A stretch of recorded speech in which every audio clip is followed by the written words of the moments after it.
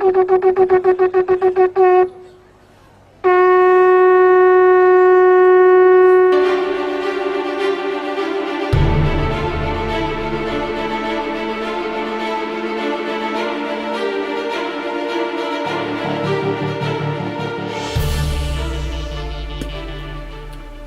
it's Jim Hutchins for the Jerusalem Connection Truth Report for this week. This past week there was a lead article in the Israeli magazine Israel Today. It's a Messianic Jewish magazine written by Calvin Friedberger. And this was the headline for the article. Netanyahu, Prime Minister Netanyahu, hires a Messianic Jew to his staff who unabashedly believes in Jesus. Now that's news. He goes on, as Netanyahu's new deputy social media advisor, Hanania Naftali, is being called, quote, a superstar who brings a lot to the table when it comes to online pro-Israel advocacy. Prime Minister Benjamin Netanyahu's office made waves this past week when it hired a longtime pro-Israel YouTube activist, Hanania Naftali, as a new deputy social media advisor. Israel Today, the magazine, has featured Naftali's informative video clips a number of times. The material is as solid as it gets. What makes Naftali controversial, quote, for many Israelis is his unabashed faith in Yeshua, in Jesus.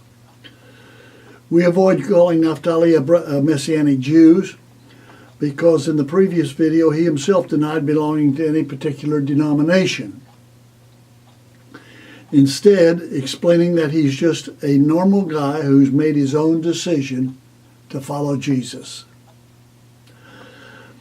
It's very symbolic of the rising status of Israeli believers in Yeshua that Naftali would be hired by the Prime Minister's office despite being so open about his faith.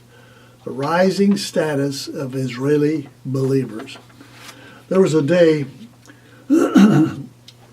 when an Israeli could lose their job if it was known that they were a believer in Jesus. That's not so today.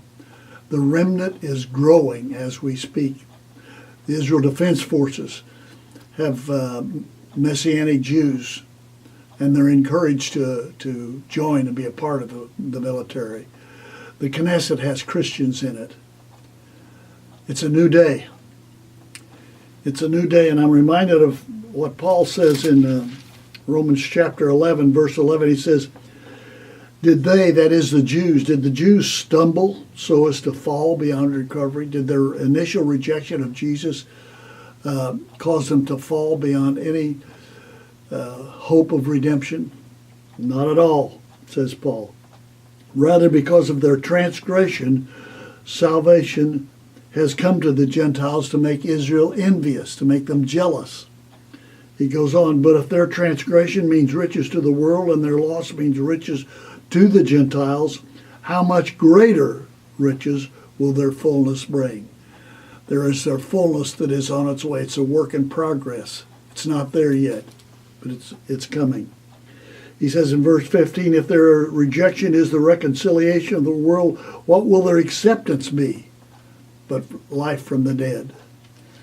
And Gentiles have a prominent role in that, the scriptures indicate. Paul says this in Romans chapter 11, verse 30, just as you, namely you Gentiles, just as you were at one time disobedient to God and now have received mercy as a result of their disobedience. You've received mercy as a result of their disobedience. So they too have now become disobedient in order that they too, that is the Jews, may receive mercy as a result of God's mercy to you. What's he saying? He's saying, Gentiles, you're to show the mercy that God has shown to you, to the Jews. You're going to be responsible and have the privilege, the delight of raising the number of Jewish believers to obedience to God. That's a joy. That's a delight. That's a privilege. Praise God. So they too have now become disobedient in order that they too, the Jews, may now receive mercy as a result of God's mercy to you. Gentiles are to show the mercy that God has shown them to the Jews. And that's the truth. Till next week, Od Ki Yavo Shiloh. Till Messiah comes, Yivareka Yahweh.